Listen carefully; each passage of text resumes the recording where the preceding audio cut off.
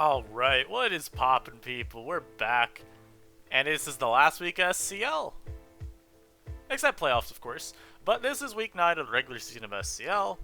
And by this point, if I'm remembering the thread correctly, coming into this week, 3 teams had already qualified guaranteed for playoffs. 4 team... No, there's... It can't be 4 teams because there's 10 total. But I think it was like... 3 teams were in. And then like... 5, maybe, I don't know, maybe like 3 other teams had a shot at still getting in. I may also just be thinking about another tournament, I'll be honest. But, fact of the matter is, there had been teams that were like guaranteed out for a very long time in SCL. And by guaranteed out, I don't know if I mean actually guaranteed. But there are people saying that, like, you know, I remember seeing it on a couple of the win posts in the week 9 thread. There are people saying, like, oh, our team was out since week 3. Well, were they really? And I mean, I would like to believe that the team could have still made playoffs. Although I'm guessing starting off 0-3 as a team probably is a damn near death sentence. I guess that's what they meant. Anyhow, this is the last week of teams. Or this is the last week of SCL. We'll have playoffs. I want to cover those games as well, but I think I'll do all of playoffs in one video because we only have, I think we'll only get probably 3 total NU games. Unless, of course, there's tiebreakers and NU is chosen. Otherwise, we'll only get 3. And so, kind of, I don't really feel like covering 2 games for semifinals and then 1 game for finals in 2 separate videos. I think that's kind of pointless. So, you know, it is what it is. This week we got 4 games. There was 1 dead game, which kind of sucks, but again, that also is what it is. And up first, we got Frieze, also known as Serene Grace. I don't know if I said their name right, but Serene Grace versus Bluebird. Now, I'm not overly familiar with either player. Fortunately, they both brought offense, so that makes it easier. I guess Frieze's team's more balanced. It's just, you know, a lot of time you see weather, you probably still call it offense, whereas Bluebird brought webs. I know Frieze... I'm going to call him Serene Grace because I don't know how to say this name. Serene Grace... I know them for playing LC. And I think... I want to say I remember them playing in some of the circuit tours for NU earlier this gen as well. And so, you know, in my predictions post, did I bold their name? You bet your ass I did. Whereas with Bluebird, I actually had never heard of this person before, up until coming this week. I did like a little bit of looking over just, you know, their posts lately just to see where they're generally hanging around on the forum. And from what I could see, they are an old gen's OU player. That's really all I was able to come into this game knowing about them. But that's not too important. The part of the reason I also thought Serene Grace would probably win is because I believe Bluebird was playing for the TDK slot, and to my knowledge, TDK is not exactly someone that does a whole lot of prep help. So there's that. But we got Sand versus Webs. Now, I'll keep it a buck with y'all. I do vastly prefer Serene Grace's team in this matchup, because the webs are obviously made a lot less impactful, because with Sand you get 2 speed boosts, not just 1, 2. And so it helps offset sticky web a fair bit. And although, you know, say like Decidueye, sure, if it's not boots, it'll be made slower than things like Exploud and Golurk. But otherwise, Sandslash and Lycanroc should still be pretty well off. Lycanroc having a Accelerock as well, presumably, still also means Talonflame can't cheese something out on it. And I also do just genuinely prefer, I think, the overall matchup for Serene Grace's team. Like, Sandslash goes really stupid this game, if it ever has a shot to SD. And versus the Talonflame, we're going to assume it's an offensive, you know, some offensive set without Wisp. That's a very easy target. And there's a good chance that Bluebird's forced into T-Flame if it's to revenge kill Decidueye. So, we'll see how it plays out. Anyhow, lead matchup. Galvantula and Sandslash. Honestly, I expect a Gigalith here, because if you're Rock Blast, you can immediately get rid of this, assuming you hit. And you could also still force the 50-50 on, you know, am I gonna go Xatu or am I gonna just, again, stay in and KO you? Sandslash kind of does a similar thing, I guess. I guess you could, like, say, oh, what if I Rapid Spin here, though? Wink, wink. We'll see what happens. He actually just goes immediately hard Gigalith on an Energy Ball. I think that's easily the safest play here. Special Defense Drop's a little annoying, but you're still not threatened with a KO, so he is forced out. Serene does go for the Rock Blast here as the Golurk comes in. You don't really have switch-ins, maybe Decidueye's itemless? It does not matter, because Decidueye just got Darkest Lariated. Okay. And we see Life Orb Golurk. Now this does mean, though, he gets a free Lycan or Sandslash here. He opts for Lycanroc, which says to me, you probably have Crunch, but he ends up just going for Stone Edge instead, so that ends up being a really good bait. He's also revealed to be Life Orb. Now, this could be Life Orb, or not Life Orb. This could be 4 attacks. This could also be like SD 3 attacks. Given he went for Stone Edge versus the Golurk, and also just Stone Edge twice in a row, I wouldn't be shocked if he's SD. I think he would have gone for Psychic Fangs for sure versus if you have it. And also right now you're just seeing Bluebird have to like pivot around and hope to slowly get enough Orb Chip on this to where it just self-KOs. But we'll see. So Galvantula is gone. I mean, at this point he's in a very dominant spot. And he goes for CC again there. Probably trying to catch the Silvally on the switch, just to make sure that you don't give it any extra leverage, because Sand's about to wear out, and then maybe, you know, it can go Steel Valley on Stone Edge, go T-Flame on the next turn, and then like back to go again. Just means that he doesn't get to keep getting ground that way. Sandslash comes out to Revenge Kill this though. Probably see Knock here. Yeah, so knocks the Talonflame's boots. Goes right back out to Gigalith, because so long as you do manage to have the Sand up, at this point Sandslash is looking like an absolute problem. There's not really anything on his team that can deal with it. We're going to see a Steel Wing come out that does nothing. This is big Gigalith. Throws up rocks, and it's Xatu, if I'm remembering right. Yeah, it's eject button, so yeah. Let's see. So he goes for SD here. Makes me think that he does not have a rock move. I think, what? Yeah, so he's Rapid Spin. Now, this is a very greedy set, especially without a Lumberry. You're very much risking losing your entire Sandslash to the Talonflame's Flame Body. In this game, I don't know if it mattered. I want to say that this Talonflame's Gale Wings, because he's pretty clearly SD3 attacks. But with web support, do you need Gale Wings still? It's generally still good insurance regardless, because you don't always get webs up, as we saw this game. Galvantula never really had a great... It had turns that could have gone for webs on, but he never went for it. And so, in that kind of event, Gale Wings is really helpful. And also, say a Blastoise or whatever gets a Shell Smash off versus, I don't know, Golurk. Having the potential Gale Wings to Revenge Kill it, when is that +2, is really nice. So, maybe there was never any chance of getting burned, but I do still think the set's very greedy. And yeah, obviously from here it's just Earthquakes 3 times total. Steel Valley's gone, X-Ball's gone, Golurk's gone. So that was a quite an uneventful game, but you know what? I'll take it. After last week having Stall brought twice, yeah, give me some short games. Give me some short games. Oh, next up, so I remember facing this team on ladder. That was funny. So we got Fern Stresh up against Narcissus. Now this is kind of just, again, the standard affair Quagsire balance. I say standard affair, it's not necessarily a common kind of team, but I do think it's a good way to show that Quagsire is not just a Stallmon. And while I'm not overly sold on its overall viability, Quagsire is pretty cool for shutting down foes like, say, Sub-Bulk Up Braviary and Swords and Silvally Ground, even like Salazzle.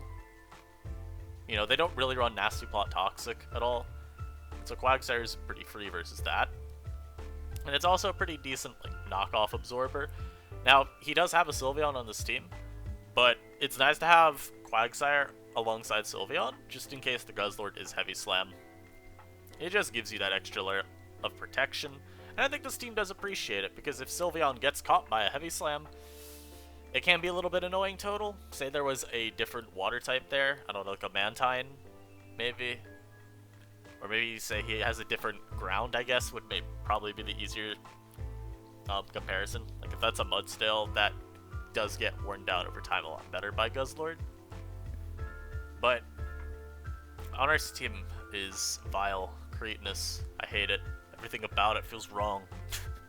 But it is pretty cool looking electric terrain team. I remember when I was watching this game, and the immediate thought in my mind was, dear God, if this is Electric Seed Claydol with like Calm Mind, stored power, wrap, just putting together all the worst things about like what this Claydol could be. I was having a little bit too much fun while doing that. But yeah, he's got, I don't know if I want to say standard electric terrain, because I don't really know what constitutes standard E-terrain. I feel like a Blastoise would be on here normally, but you know, I think Stretch is very hard won on preview. Like, it's not particularly close either. I don't see what on Narcissus' team does to win this game. The Sceptile is the closest thing that I could think of to having a positive matchup, but it's Sceptile. This mon is really bad, and I say that because of my experience playing on ladder and running into Sceptiles on these electric terrain teams. Or even just like terrain in general. Sometimes you'll see it on psychic terrain. But the mon's not good. It doesn't do damage even at +2. I don't remember its attack stat. I think it's base 80 or 85.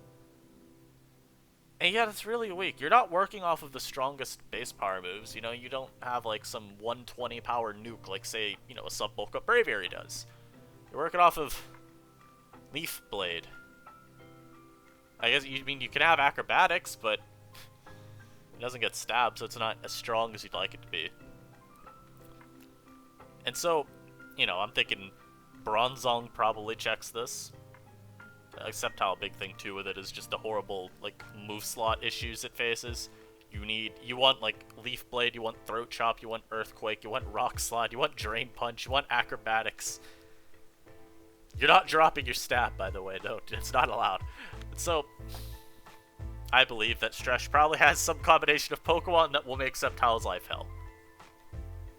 Anyhow, let's get into this game. Let's see, is my prediction correct? I know the answer, but let's find out. So we see Lead Rotom Mow versus Incursion. You could trick turn 1. I personally wouldn't, because I like having the insurance for outside of the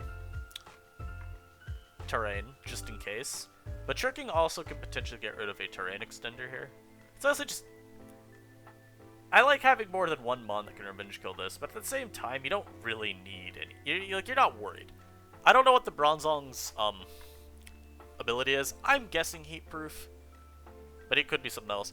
Basically, though, Quagsire plus even Rotom Mow outside of terrain, like it's not getting O-code by even +2, so it is still a pretty free trick. And we are going to see Vileplume come out, and it's going to get tricked. And he's also gifted an eject button, which is funny. But Plume being crippled like this, generally pretty nice. I mean, his team's got two really consistent answers to Rotom Mow, so getting one of them a little bit hampered is nice. We're gonna see the Claydol come out on the Bronzong. This is the most, like, this is the most dire means of counterplay to Bronzong I think I've seen use it in a while. But he's gonna trade rocks, get a Toxic put on him, and then port out as the Sylveon comes in. And unfortunately for our protagonist on Arceus here, yeah, this always gets to Protect Scout. So Bronzong's coming right back on out. And even if he makes a double into Guzzlord, it's like, it doesn't really mean much. You know, he's got Quagsire, he's got his Sylveon, like he has mons that can put around it. And now we see the Braviary come out, and this Braviary is, it's about to not switch out for the rest of the game. This Braviary is about to sit in front of on Arceus' team for the next 30, 40 or so turns. It's going to bulk up, substitute, roost, and then eventually win the game. Because when you look at the situation at hand here, especially if he spikes right there, that is greedy. When you go to the situation at hand, eventually he's gonna substall out the terrain, And then this mod is not going to be nearly as threatening offensively. You know, the Rising Voltage is going to be a lot weaker, and he'll be able to just keep pretty much a sub-stall out. He can loop with sub and roost long enough to where, with terrain gone, Rising Voltage is not threatening enough. Especially now you see Narcissus trying to prevent that from happening with his, you know, layering, but with his use of the spike earlier, use of Scald there. But it's still not overall too good for him. And we're gonna see a sub thrown right back up. And you know, Claydol, okay, Psychic maybe? Ice Beam? Those aren't breaking sub. Psychic isn't. Ice Beam probably would. The Psychic doesn't break sub. So now, Bravebird. Good night, Claydol. And when the Pincurchin comes back out, I mean, you probably still... Oh. This? I mean, this isn't dealing with Braviary.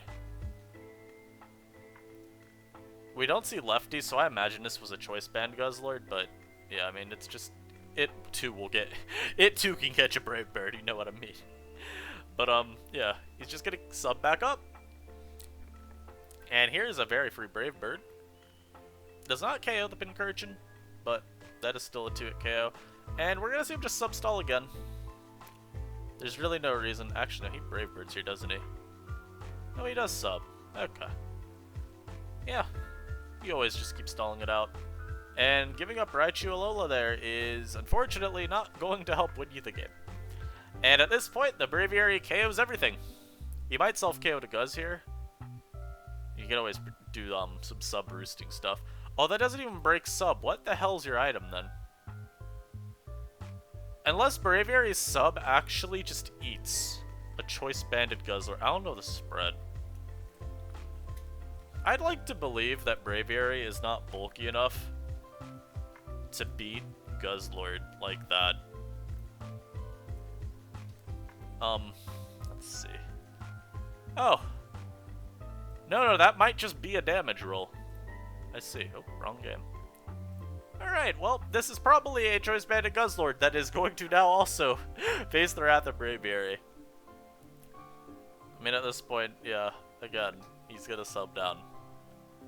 And again, maybe it's a damage roll, maybe it's not, I don't know. Now it for sure is not a damage roll. This will always be able to avoid sub being broken. And now you just sub again. And then Bravebird. And then he has to go this, and that's gonna get Bravebirded. And the Vileplume can catch a Bravebird. The Sceptile can catch a Bravebird. Pretty much all Stretch needs to do is make sure he has a sub up on the turn he decides to go for the KO on Guzzlord. And then Bravebird 3 times. Yeah, then Bravebird 4 times, I mean. We'll win him the game. Because there's not enough recoil damage that he can force. If Narcissus got like a lucky sleep from Effect Spore here, he actually does get a poison. But I think if he got a sleep from Effect Spore here, there was a chance of winning. Maybe? Like, maybe then Pincurchin could have come out and used Rising Voltage. Or, okay, I don't think there's a chance of winning. I think at that point you have lost the game for sure. But maybe there was a chance of at least not getting 6-0'd by Braviary. Yeah. That was a tough game. That was a tough one. That was a Braviary, like I said, about 30 turns. Braviary comes out and substitutes, bulk ups, roosts, Bravebirds until it wins. Oh no. Alright, let's hope you get some better games. Not better games than like, wow, the game sucked, but games that please be more competitive. And I've watched this game too, and unfortunately, this Malamar should not be here. Anyhow, we got a Malamar on Siri's side. I have no faith in a Malamar to win a game, so I am going to say Charm Flash has won this game from preview. This is a 5v6. But we do see another Iron Defense Bronzong. Mon that definitely is disappointed in SCL. At least that set, I would say, is disappointed. Because if we think back to all of the previous replay watches, has there really been a single game where there was an Iron Defense Bronzong that ended up winning? I feel like every time we've seen that Mon forced into the Iron Defense Body Press Rest, and then whatever fourth move, just like long-term battle with the opposition, it's always lost. It has been a long and painful loss at that. So we'll see if this mod can do something in this game. Otherwise, I mean, Charm Flash's team's looking pretty standard. You know, T-Flame, probably Scarf Rotom Mow. Scarf Rotom Mow. Because here's the thing, right? Like, either of these could be Scarf. The spoiler is that the Passimian, I'm pretty sure, was choice banded. But I mean, Scarf Rotom Mow, Defog, a Passimian. These are the things that I'm thinking of. Then you think like defensive Guzzlord, defensive Rocks Palisand, and then, you know, whatever set the Bronzong is. It's Iron Defense, but, you know, whatever other moves. Anyhow, let's get into it. So, fortunately for Charm Flash, he knows the Togedemaru is probably going to be faster. If you look at Siri's team, it is far too slow for this not to be a choice scarf Togedemaru. Unless you want to say, like, very whack semi-stall, but I don't think you ever say that, you know? Anyhow, so he knows he can always get a trick off. Now, I will say, this play to me was very weird. I was very unsure why Charm Flash stayed in. Because my guess is the Bronzong's heat proof. You know, again, you've got double levitators. You've got this Montu that could probably take some ground moves. So, like, what's the point of staying in? I want to say that I remember Charm Flash actually talking about this play after the game and saying he didn't think Rotom Mow would die. But I'm not going to put any certainty on that claim. Anyhow, the Rotom Mow's gone. It probably wasn't going to be overly impactful this game. Because, you know, Togedemaru plus Delmise plus Gudra. A lot of mons you're going to have to try to get by to contribute too much meaningfully to this game. But he's able to get rocks up here, and he can go Guzzlord. This could be Rest, it could also be Protox. If he's Rest, then it's obviously one of the best Scald switch-ins on his team. We're going to see the Toxic here. And what I recall from this game was a very sad affair of everything gets poisoned by this Guzzlord. It was very interesting to watch. So, you know, one of the Vaporeon in DNC is going to have Heal Bell from preview. I mean, most balanced builds have a Cleric, not always, but if you see a Vaporeon or a Diancie on the opposing team, there's a pretty good chance it is Heal Bell. And when you see both, you know at least one of them has it to free up a fourth move on the other. Since we see Heal Bell from the Vaporeon, you can start thinking the Diancie, you know, Stealth Rock, 2 attacks, and in that last slot, okay, so Encore is maybe something you're thinking of if you're worried about, you know, hell, say Iron Defense Bronzong is an example of something on the opposing team. Or Curse Snorlax. You can see, okay, maybe he's Moonblast, Power Gym, Mystical Fire. Maybe he's Stealth Rock, Diamond Storm, Body Press, Moonblast. These are all the things that you would be having go through your head once you see the Vaporeon reveal the Heal Bell. And from here also, you're starting to think about, I guess, gameplay, your game plan versus the Vaporeon from here. So you know that you can probably outstall the Heal Bells, even with just Guzzlord. It's just a matter of timing your Toxics well. And something I remember happening in this game was Charm Flash really never went for the Toxic on the turn of the Heal Bell. He always just went for more knock damage, and I think that was done in part to force Wishes out as well from the Vaporeon. If you're looking at Siri's team, Guzzlord is not very kind to it, especially the Protox set that we got running here. It is generally very annoying for Siri to play around because, okay, Diancie. There's a very good chance Diancie's faster. You know, that's just a known commodity. They run a lot of speed, in part to get ahead of Guzzlord. But Guzzlord could have Heavy Slam. And so every time this Diancie comes in, you know, it can't really hard switch in. I'm pausing here because this Guzzlord's about to get nuked by Moonblast. But I'm pausing here also because it explains kind of why he was staying in with Vaporeon so long, despite having no chance of beating this Guzzlord with that Vaporeon. There's not a whole lot of better sequences he can take. It's a matter of trying to get your Diancie in as freely as possible, and so that you can now outspeed and KO with Moonblast. Otherwise, Guzzlord just runs a train on your team. Again, if it's Heavy Slam, Diancie doesn't want to hard switch in because you might just get popped. I do think there's a shot that this was Earthquake, because it is probably on paper. Yeah, on paper, it's his best way of dealing with Salazzle. Otherwise, it takes like a lot of playing around the Lazzle. But hey, you don't want to risk Heavy Slam. And now we're going to see the Bronzong come out. And this Bronzong is also going to be a very mean boy. He is also the Toxicer. There's so many mods that use Toxic on this man's team. I'm pretty sure if I'm remembering right too, the Palisade is Toxic.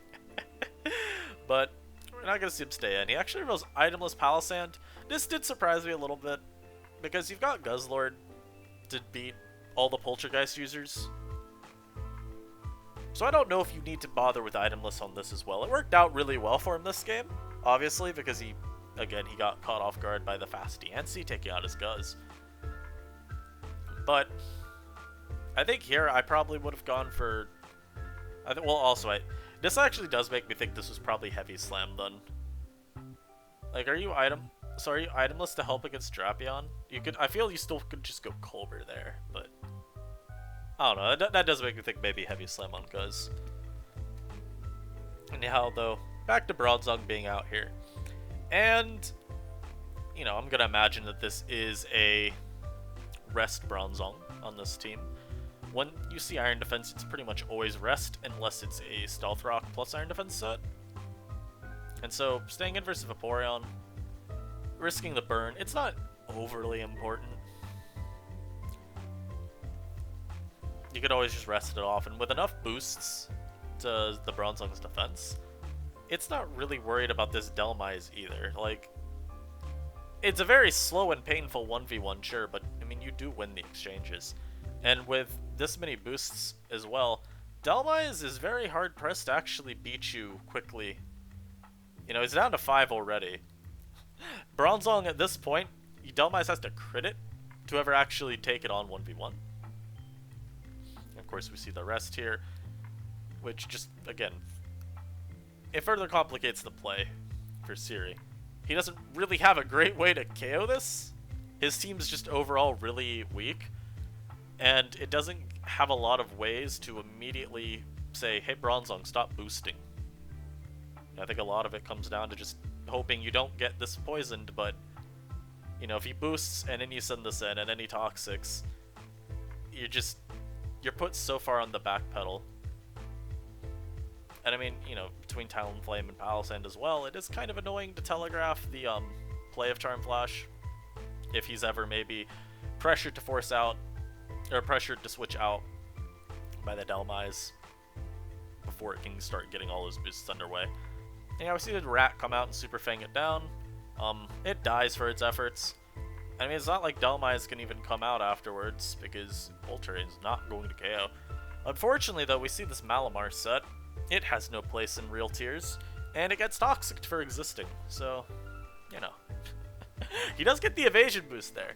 Now, when I saw that, I was actually wondering, I was like, oh no, please do not tell me this Acupressure Malamar wins. It's not even the good Acupressure, man. Come on. He's not, in my eyes, the good Acupressure is Sub. Sub Acupressure destroys. And yeah, I mean, Passimian, whether it's CB or Choice Scarf, I want to see this U-turn damage and not being, like, certain. I was thinking, still at this point, maybe he's just double Choice Scarf? For some reason? Now, we do see later on, I think it was like after a DNC gets crit by U-turn, that it's definitely CB. You know, though, again, Bronzong, when it's that low, it cannot stay in versus the Dhelmise, because Polter will just, like, damn near KO it. And in some ways, fortunately, I guess, for Siri, the Dhelmise misses Whip versus the Talonflame. Getting burned wouldn't have been like, you know, it's not like it's a death sentence, it's just really rough if you do. You know, Vaporeon is getting lower on heal bells. And here again, you're always going to switch out. Probably Synthesis is here, as he does need to spawn at enough health to actually, you know, sit in front of Bronzong's face for a few turns. Also, yeah, I think it was that U-turn damage, too, was really telling that as Joy's Bandit pass. It should not be doing 27. And yeah, the Vaporeon again, in heal bells, but this is just giving Bronzong turns to wake up. And he's going to throw out Toxic right back on the Vaporeon. It is all a matter for Charm Flash of just playing the long game out. Because, I mean, what does Siri's team have to actually, you know, win long term? The Vaporeon is not enough to keep up with the amount of Toxic users that Charm Flash has on his team. And we're also seeing this Mon very low on poltergeists. You know, again, he just wasted, he missed, I think, a second one. I think he's missed 2 at that point, and then he burns 1 on the battle sand, so. I mean, at this point, you know, he has to crit the next one to have a shot at Delmise being the one to KO the Bronzong. The Vaporeon comes out. I mean, I think here you still have to panic heal Bell. You know you're about to die. He might just Iron Defense though. Yup. You still have 1 more.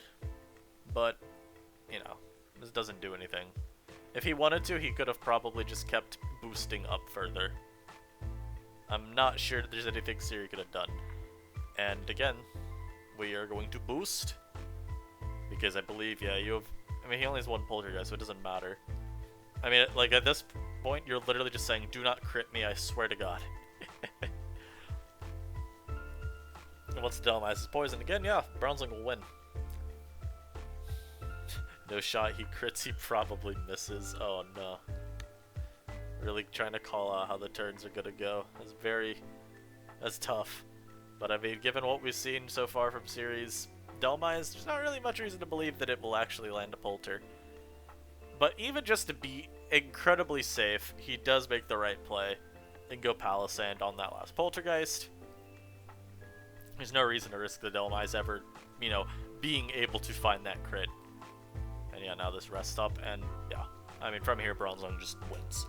I think this is this was the first Iron Defense Bronzong sweep of SCL. It only took 9 weeks, but we finally got one, lads. Let's go. And yeah, I mean, does it just get a U-turn? Yeah, so here's the crit on Diancie. They did 17. That to me was like, okay, that's probably banded. I saw that. For some reason, it wasn't the Vaporeon damage I saw that made me immediately think banded. No, it was the damage on a crit versus Diancie. Yeah, I mean, there's not too much left to comment about this battle. It's just again, it's a very slow and painful loss for Siri from here. He has to get a crit. He does get the crit, though. And now we have to wait more turns. Actually, it's a double crit too, which is really funny. But again, it doesn't matter. He has no out. I will say, this not being poisoned is at least moderately annoying for Charm Flash. This Diancie has crit like 3 out of the last 4 turns. Stop that. Like, this not being poisoned is just a little annoying because it means Passimian being able to spam close combat. A little bit delayed. The thing is, I'm pretty sure if I'm remembering right, this is Mono Knock. And Mono Knockoff never beats Charm Flash, so long as this Passimian is, like, even just alive. It just has to be able to U-turn versus the Malamar a couple of times, and then he's good. Yeah, let's put this on fast. I need this to go faster. He goes out to Delmise here. He's always got a whip, so Talon is free. At this point, Diancie's too low, so even Talonflame is incredibly problematic. This gets U-turned on, probably. Nope, just Brave Birded. That's fine too. He reveals that he's rest, but yeah, now this is where you just see Passimian get to come out for free. Delmise is here, but that's not a problem. I'm a little surprised he didn't go for Knock there. I think Knock would have just KO'd, and then you can just go back out to like Talon and then go back to Passimian and then you. But maybe that risks somehow losing if he gets lucky with boosts. Anyhow, that was an interesting game. Again, I guess Iron Defense Bronzong didn't technically win, but it was still very good this game. It and Guzzlord put in an insane amount of work, just toxicking pretty much the entirety of Siri's team, and being able to really just burn through all of the Vaporeon's heal bells. Alright, last game. Now this one I actually don't remember very well at all. I think I watched it, or like the replay of it, but I'm honestly not sure that I did. Anyhow, Hoenn's got a pretty bulky offense looking build here. Where like if I'm looking at his team, see, I want to say that that's Wish Tech Sylveon, but I honestly could not tell you for sure that it's not Specs. I mean, my guess is Wish Tech, Sylve, Defog Mantine, Iron Defense Bronzong, Rocks Muds, SD, Drapion, and like Scarf Tyrantrum. But hey, some things we just don't know at preview always. And yeah, then we got another sand, or not sand, another semi-stand team, like what Expulso brought a couple of weeks ago. So we got the little core here. We got nice little Xatu and Togedemaru action to get Sand Slash in. And then we got Weezing plus Manti. Now, I will say, I don't like this team for the sole fact that it is way too passive. Or, it's not that I don't like the team, it's that I think that is a little bit of an issue for it. You're very reliant on the Sand Slash to do damage. And, I mean, there's a whole horse. An entire horse. This boy's big. So, anyhow. Gigalith is led. He leads. Okay. Hoenn, can you stop with the names? Ah! Yeah, I was right. This is Specs. So, Sylveon is 5 million to Gigalith. And yeah, he does not have a switch in. You can protect and waste your sand turns. That is fine. The Sylveon's going to click Hyper Voice, I think, until it is forced out. What the? Okay. Now, I know I did not just see this use Sand Tomb. Excuse me? Well, I guess this is how you beat the Sylveon. Does it involve wasting your sand? Yes. Does it involve almost losing your whole Gigalith? Yes. And good, he does make the switches. Oh, this is even specially defensive. So I don't know why he didn't go to this earlier. I think it was probably just to get damage, though. Because the Sylveon, again, the Sylveon is a big threat. You know, one proper prediction, Togedemaru's gone. And then we saw Gigalith is not really a switch in at all. It's taking upwards of 40 from the Hyper Voice. So he's getting all that damage just does make it easier to deal with later. And hell, like we said, since his team is pretty passive, helps compensate for that. Makes it easier to take out Sylveon with something else on his build. Anyhow, Drapion comes out versus Xatu. We do see Heat Wave. So, I mean, my guess, Psychic Heat Wave, Roost, Teleport. And this Weezing is now going to wall the Drapion forever. And this is why I'm honestly kind of high on Weezing in comparison to other people. And then you, I think beating Drapion, beating Guzzlord, beating Silvally Ground. If you go Idolist, beating Golurk, there's a lot of good that Weezing can offer teams. Yeah, I think it's a little bit more than a niche pick. I see the Xatu just trading damage to the Mudstell. There's not really much it can do. He reveals too. He might not even be Smackdown if he went for Roar versus a Xatu. Oh my god. Yo, does Hoenn just not have a way then to beat this Xatu down if that's how he's gonna play it?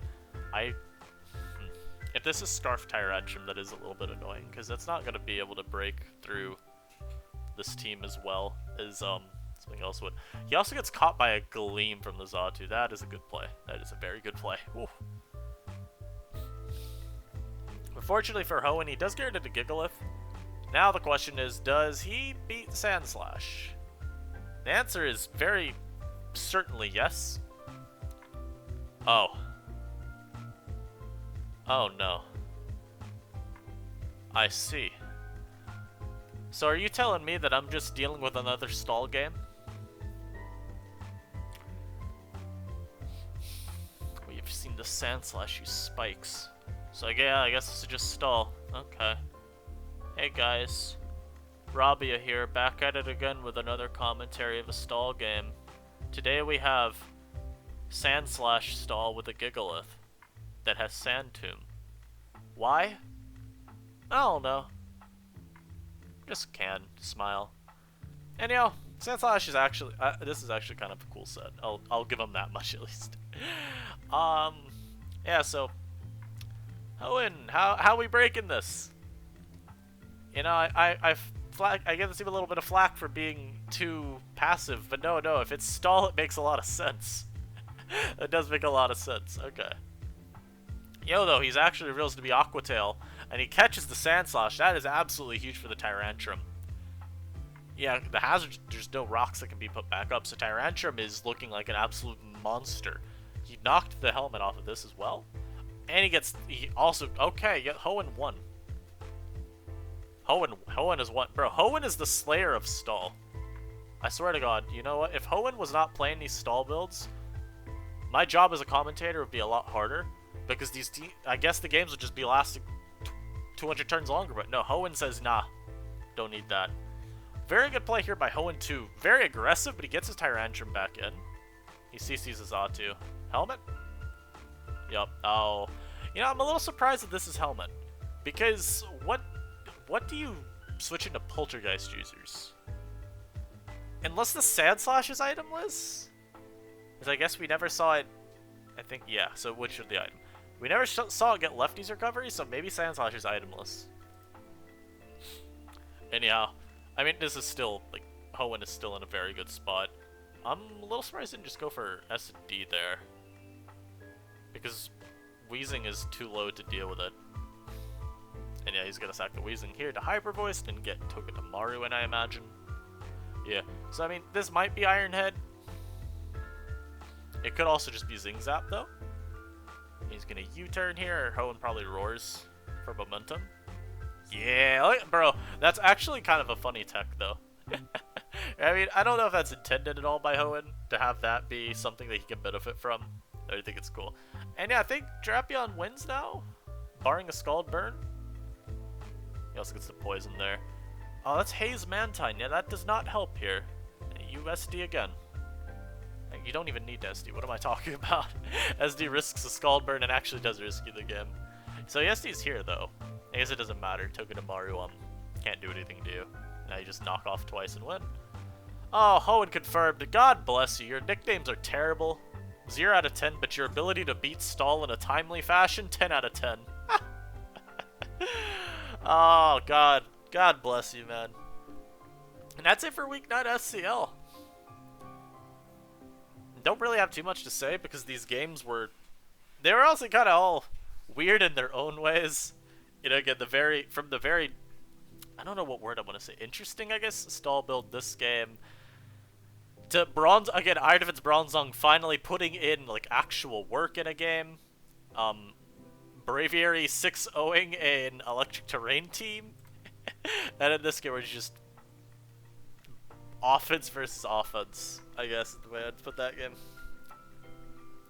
Like I said, just as a reminder, now we're in playoffs, and semifinals have already got the matchups. I think it's Hoenn versus Narcissus and Sensei Axu versus Renchan, which should be interesting games. I think Hoenn versus Narcissus has potential to be very, very fun. Could also suck, who knows? But we will be covering all of playoffs in one video, just again because there's not much reason for me to talk about 2 games in one episode and then 1 game in one episode. Like I could do something else with that time, so it's just better to put them all into one. I hope you guys enjoyed this though. Hey man, you leave a like for Braviary 6-0ing a whole team though. That was funny to see. I wouldn't expect Braviary to go that hard against this kind of build. Although I guess normally, as well, you would not see a Claydol on Electric Terrain. You'd normally see like a Duraludon, is what I had the most experience using. And, I mean, it would be at least a little bit better in the Braviary than Claydol was. Oh, it was Helmet! I never picked up on that being Rocky Helmet the whole time I watched this game. Interesting. And, hope y'all enjoy your day, and I'll catch you next time. Peace.